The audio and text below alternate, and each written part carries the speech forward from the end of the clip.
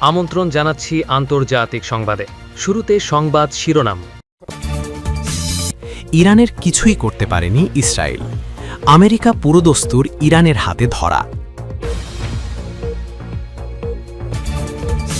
Israel আমেরিকার হামলাকে স্বাগত জানানো ইরানিরাও আজ অনুতপ্ত। ইসরায়েলকে শয়তানি শক্তি বলে যে বার্তা দিল পাকিস্তান। হাজার হাজার টন বোমা নিয়ে হামলা চালাতে তৈরি মার্কিন B-52 যুদ্ধবিমান।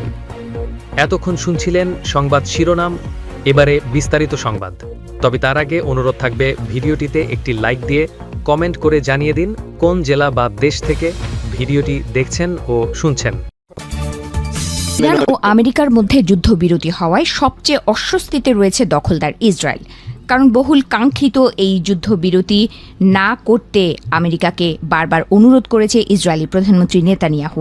কিন্তু এরপরেও ইরানের সঙ্গে যুদ্ধবিরতি করে আপাতত হাফ ছেড়ে বেঁচেছেন মার্কিন প্রেসিডেন্ট ডোনাল্ড ট্রাম্প। আর ট্রাম্পের এমন সিদ্ধান্ত ইসরায়েলের জন্য কুলকাঠের আগুন হয়ে দাঁড়িয়েছে। বিশ্লেষকদের মতে ইরান যুদ্ধে ইসরায়েল তাদের কৌশলগত লক্ষ্যগুলোর ধার কাছেও পৌঁছতে পারেনি। যুদ্ধ থেমেছে ঠিকই, কিন্তু ইরানের যে সংকটের কারণে যুদ্ধের শুরু, সেই মূল সমস্যার সমাধান। ইরান যুদ্ধের 3টি মূল লক্ষ্য নির্ধারণ করেছিলেন প্রধানমন্ত্রী বেনিয়ামিন নেতানিয়াহু। তা হল ইরানের পারমাণবিক কর্মসূচি ধ্বংস করা, ব্যালিস্টিক মিসাইল সক্ষমতা নির্মূল করা এবং ইরানের বর্তমান শাসনের পতন ঘটানো। কিন্তু বিশ্লেষকরা বলছেন এর একটিও সফল হয়নি। প্রখ্যাত বিশ্লেষক মাইরাভ জনজাইনা বলেছেন, ইরানের ইউরেনিয়াম এখনও ইরানেই আছে। প্রতিরক্ষা বিশ্লেষক প্যাট্রিসিয়া মারিন্স বলেছেন, দশকের পর দশক ধরে তৈরি করা ইরানের প্রায় 20,000 মিসাইলের এক বিশাল ভাণ্ডার এখনও কার্যকর রয়েছে। এছাড়া ইসরায়েলের অন্যতম লক্ষ্য ছিল ইরানের শাসন ব্যবস্থার পরিবর্তন, কিন্তু ইরানের শাসন ব্যবস্থার কোনো পরিবর্তন হয়নি। যদিও এই যুদ্ধে প্রাণ হারিয়েছেন ইরানের অনেক অভিজ্ঞ নেতা, তবুও ইরানের ধর্মীয় ও রাজনৈতিক নেতৃত্ব এখনও আগের মতোই সক্রিয় রয়েছে। এছাড়া ইরানের ইউরেনিয়াম সমৃদ্ধকরণ কর্মসূচি সীমিত করার যে দাবি তুলেছিল ইসরায়েল, সেটিও আপাতত হচ্ছে না, কারণ ইউরেনিয়াম সমৃদ্ধকরণ থেকে ইরান কখনোই সরে আসবে না বলে জানিয়েছেন ইরানের পরমাণু প্রধান মোহাম্মদ ইসলামি। এদিকে যুদ্ধবিরতি হলেও ইসরায়েল এখনও লেবাননে হিজবুল্লার বিরুদ্ধে অভিযান চালিয়ে যাচ্ছে। নিজেদের প্রক্সি বাহিনী হিজবুল্লার ওপর এমন ধরনের হামলা যুদ্ধবিরতিকে হুমকির মুখে ফেলতে পারে বলে সতর্ক করেছে ইরান। এদিকে ইরান যুদ্ধের জের ধরে ইসরায়েলের অভ্যন্তরেও ব্যাপক সমালোচনার মুখে পড়েছেন তাদের প্রধানমন্ত্রী নেতানিয়াহু। তাকে সমালোচনায় ধুয়ে দিয়েছেন বিরোধী দলীয় নেতা ইয়াইর লাপিদ। তিনি বলেন, নেতানিয়াহু ইরানের শাসন ব্যবস্থার পরিবর্তনে ব্যর্থ হয়েছেন। এছাড়া ইরানের পরমাণু ও মিসাইল হুমকিও দূর করতে পারেননি। এদিকে তীব্র বোমা হামলা চালিয়েও ইরানের পরমাণু কর্মসূচি থামাতে পারেনি ইসরায়েল ও আমেরিকা। বিষয়টিকে গভীর উদ্বেগজনক বলে বর্ণনা করেছেন ইসরায়েলের ন্যাশনাল সিকিউরিটি স্টাডিজের ড্যানি সিটিনোভিজ। কারণ ইরানের কাছে এখনও 60% পর্যন্ত সমৃদ্ধ 440 কেজি ইউরেনিয়াম রয়েছে। সিটিনোভিজের মতে, আলোচনার টেবিলে বড় কোনো অগ্রগতি না হলে এই যুদ্ধ থেকে ইসরায়েল আগের চেয়েও বেশি দুর্বল হয়ে বের হয়ে আসবে বলে সতর্ক করেন তিনি। আর নিজ দেশের ভেতরেই ইরান যুদ্ধের ব্যর্থতা নিয়ে এমন সমালোচনায় নেতানিয়াহু ইসরায়েলি জনগণের আস্থা হারাতে পারেন বলে মনে করছেন অনেক বিশ্লেষক। ইরানের সাম্প্রতিক যুদ্ধ ও যুদ্ধবিরতির পর এক ভিন্ন বাস্তবতা সামনে এসেছে। শুরুতে আমেরিকা ও ইসরায়েলের হামলাকে সমর্থন করেছিল অনেক ইরানি নাগরিক। এই আক্রমণ দ্রুত ইরানের সরকার পরিবর্তন ঘটাবে বলে মনে করেছিল তারা। কিন্তু সময় গড়ানোর সঙ্গে সঙ্গে ইরানি নাগরিকদের একাংশের সেই ধারণা ভেঙেছে। আমেরিকা ও ইসরায়েল ইরানের জন্য কতটা ক্ষতিকর তা হাড়ে হাড়ে টের পাচ্ছেন তারা। রিপোর্ট অনুযায়ী মার্কিন প্রেসিডেন্ট ডোনাল্ড ট্রাম্প ও ইসরায়েলি প্রধানমন্ত্রী বেনিয়ামিন নেতানিয়াহু ইরানের রাজনৈতিক শাসন ব্যবস্থার পরিবর্তন আনতে পারবেন যুদ্ধের শুরুতে, এমনটাই বিশ্বাস করেছিলেন অনেক ইরানি। কেউ কেউ এমনও ভেবেছিলেন রেজা পাহলভিকে সামনে রেখে ইরান নিয়ে ভবিষ্যৎ পরিকল্পনা তৈরি করেছে আমেরিকা ও ইসরায়েল। কিন্তু যুদ্ধ দীর্ঘ হওয়ায় এবং ধ্বংসযজ্ঞ বাড়তে থাকায় ইরানের সরকার বিরোধী নাগরিকদের সেই আশা ধীরে ধীরে হারিয়ে যায়। বাস্তবে দেখা গেছে আমেরিকা ও ইসরায়েলের হামলায় শুধু সামরিক স্থাপনা নয়, বরং সেতু, জ্বালানি স্থাপনা, কারখানা, হাসপাতাল ও শিক্ষা প্রতিষ্ঠানও ক্ষতিগ্রস্ত হয়েছে। এতে সাধারণ মানুষের জীবন বিপর্যস্ত হয়ে পড়েছে। অনেক পরিবার ঘরবাড়ি হারিয়েছে। বাস্তুচ্যুত হয়েছে বহু মানুষ। যুদ্ধের প্রভাব ইরানের মানুষের ব্যক্তিগত জীবনেও পড়েছে। যারা শুরুতে হামলাকে সমর্থন করেছিলেন তাদের অনেকেই এখন অনুতপ্ত। সরকারের বিরোধী পক্ষের যারা যুদ্ধ চাইতেন তাদের সঙ্গে দেশপ্রেমিক ইরানিদের সঙ্গে সম্পর্ক নষ্ট হয়েছে। যুদ্ধ শেষ হওয়ার সঙ্গে সঙ্গে নিজেদের ভুল বুঝতে শুরু করেছেন এমন অনেকেই। পরিস্থিতি ভুলভাবে বিচার করেছিলেন বলেও মেনে নিচ্ছেন ইরানের সরকার বিরোধী অনেক নাগরিক। এমনই একজন ইরানি নাগরিক লায়লা। কেন মুক্তির নামে ইরানের শতাব্দী প্রাচীন ব্রিজ, রেললাইন এবং তেলের ডিপোগুলো গুঁড়িয়ে দেওয়া হলো বলে বিলোপ করছেন তিনি। তার মতে, ইরানের অবকাঠামো ধ্বংস করে কখনো জনগণের মুক্তি আনা সম্ভব নয়। এছাড়া আমেরিকা ও ইসরায়েলের হামলায় কেবল ইরানের নির্দিষ্ট সামরিক ঘাঁটিগুলোই ধ্বংস হবে বলে মনে করেছিলেন ইরানের 29 বছর বয়সী আলী। কিন্তু আমেরিকা ও ইসরায়েলের বিমান হামলায় আলীর পৈতৃক ভিটেমাটি এখন কেবল এক স্তূপ ধুলোবালি ছাড়া আর কিছুই নয়। এই নিষ্ঠুর বাস্তব এখন আলীকে শিখিয়েছে বিদেশি শক্তির ওপর নির্ভর করে নিজের দেশে শান্তি আনা একটি আত্মঘাতী সিদ্ধান্ত ছাড়া আর কিছুই নয়। যুদ্ধের এই ভয়াবহতা কেবল ঘরবাড়িই ধ্বংস করেনি, বরং সমাজের ভেতরেও এক বিশাল ফাটল ধরিয়ে দিয়েছে। লায়লা এবং আলীর মতো অনেকেই এখন সেই সব বন্ধুদের হারিয়েছেন যারা যুদ্ধের শুরুতেই বিদেশি শক্তির কুমন্ত্রণা থেকে সতর্ক করেছিলেন, কিন্তু তখন তারা সেই সতর্কবাণী শোনেননি।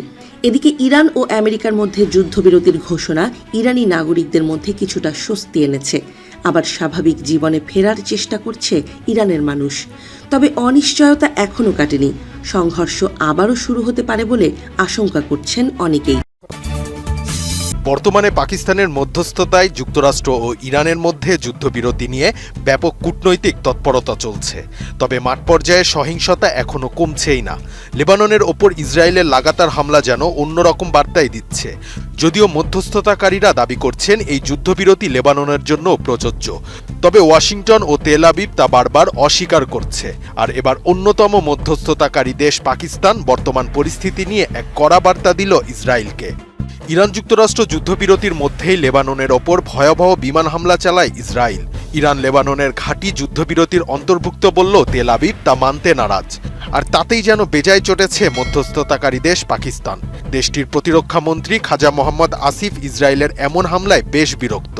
এমনকি ইসরায়েলকে শয়তান বলে আখ্যা দিতেও ছাড়েননি খাজা মোহাম্মদ আসিফ। পাকিস্তানের প্রতিরক্ষা মন্ত্রী খাজা আসিফ সামাজিক যোগাযোগ মাধ্যম এক্সে দেওয়া এক পোস্টে অভিযোগ করেছেন, যখন ইসলামাবাদে যুদ্ধবিরতি নিয়ে আলোচনা চলছে তখনও ইসরায়েল লেবাননে বেসামরিক নাগরিকদের হত্যা করে চলেছে। তিনি তার পোস্টে লিখেছেন, ইসরায়েল একটি শয়তানি শক্তি এবং মানবতার জন্য অভিশাপ। এদিকে তুর্কি একটি সংবাদ মাধ্যম বলছে, খাজা আসিফ ইসরায়েলকে শয়তান ও মানবতার অভিশাপ বলে অভিহিত করেছে। এরপর থেকেই দুই দেশের মধ্যে চরম কূটনৈতিক উত্তেজনা তৈরি হয়েছে। পাকিস্তানের একজন শীর্ষমন্ত্রীর এমন আক্রমণাত্মক অবস্থান ইসরায়েল তাদের রাষ্ট্রধ্বংসের উস্কানি বলে মনে করছে। মূলত লেবাননে ইসরায়েলি হামলায় 256 জন নিহত হওয়ার ঘটনায় ক্ষুব্ধ হয়ে খাজা আসিফ এই প্রতিক্রিয়া ব্যক্ত করেছেন। খাজা আসিফের এই বার্তার জবাবে প্রধানমন্ত্রী নেতানিয়াহুর কার্যালয় থেকে একটি আনুষ্ঠানিক বিবৃতি জারি করা হয়েছে।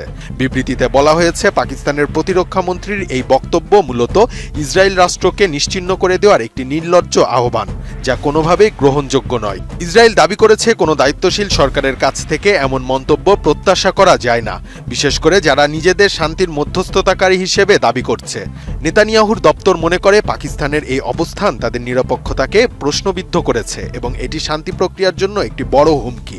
এদিকে লেবাননের সিভিল ডিফেন্সের তথ্য অনুযায়ী যুদ্ধবিরতির মধ্যে ইসরায়েলি হামলায় দেশটির নিহতের সংখ্যা 303 ছাড়িয়েছে এবং আহতের সংখ্যা 1150 ছাড়িয়েছে।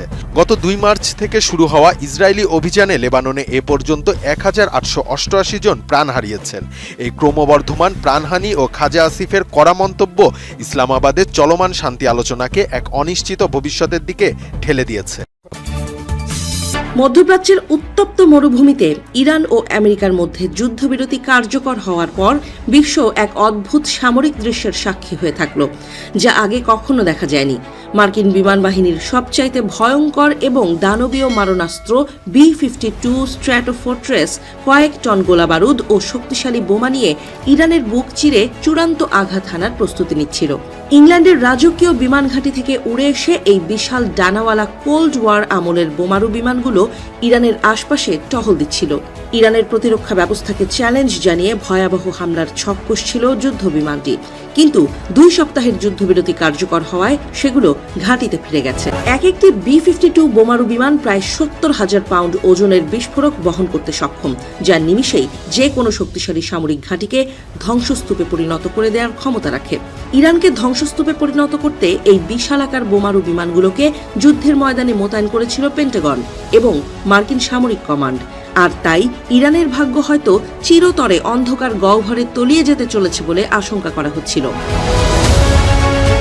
তবে ইতিহাসের পাতায় এই মিশনটি এক ভিন্ন কারণে অমর হয়ে থাকবে, কারণ টনকে টন মরণাস্ত্র থাকা সত্ত্বেও বিমানগুলো একটি বোমাও নিক্ষেপ না করে পুনরায় তাদের ঘাঁটিতে ফিরে এসেছে। মার্কিন প্রেসিডেন্ট ডোনাল্ড ট্রাম্প এবং ইরানের নেতৃত্বের মধ্যে এক নাটকীয় 2 সপ্তাহের সাময়িক যুদ্ধবিরতি চুক্তি স্বাক্ষরিত হওয়ার ফলে পাইলটদের কাছে শেষ মুহূর্তে ফিরে আসার আদেশ পাঠানো হয়। আন্তর্জাতিক সংবাদ মাধ্যমগুলো অত্যন্ত বিস্ময়ের সঙ্গে বলছে, এই বোমারু বিমানগুলো তাদের এত ওজনের গোলাবারুদ এবং বিস্ফোরক একদম অক্ষত অবস্থায় পুনরায় ইংল্যান্ডের ফেয়ারফোর্ড ঘাঁটিতে আনলোড করেছে। সামরিক বিশ্লেষকদের মতে এই যুদ্ধবিরতির মাধ্যমে বড় ধরনের তাণ্ডবের হাত থেকে রেহাই পেয়েছে ইরান, কারণ 100 বছরের কাছাকাছি বয়সী B-52 বিমানগুলো এখনও যে কোনো দেশে বড় ধরনের ধ্বংসলীলা চালানোর ক্ষমতা রাখে। অবশ্য ইরানের সঙ্গে শান্তি চুক্তিকে অত্যন্ত নড়বড়ে বলে সতর্ক করেছেন মার্কিন প্রশাসনের উচ্চপদস্থ ব্যক্তিরা। তবুও মার্কিন B-52 বিমান কয়েক টন বোমা নিয়ে ফিরে আসার ঘটনাটি আপাতত এক বড় ধরনের সংঘাত এড়াতে সাহায্য করেছে। পেন্টাগনের দাবি অনুযায়ী তারা ইতোমধ্যে ইরানের অধিকাংশ আকাশ প্রতিরক্ষা ব্যবস্থা এবং মিসাইল লঞ্চ প্যাডগুলো বিকল করে দিয়েছে, যার ফলে এই বোমারু বিমানগুলো কোনো বাধা ছাড়াই ইরানের আকাশে রাজত্ব করতে পারত। এই 2 সপ্তাহের যুদ্ধবিরতির শর্তাবলী পালনে ইরান কোনো প্রকার ভুল করলে এই টন টন গোলাবারুদ নিয়ে B-52 বোমারু বিমানগুলো আবার আকাশ থেকে মৃত্যুর পরোয়ানা নিয়ে হাজির হবে বলে সতর্ক করেছেন বিশেষজ্ঞরা।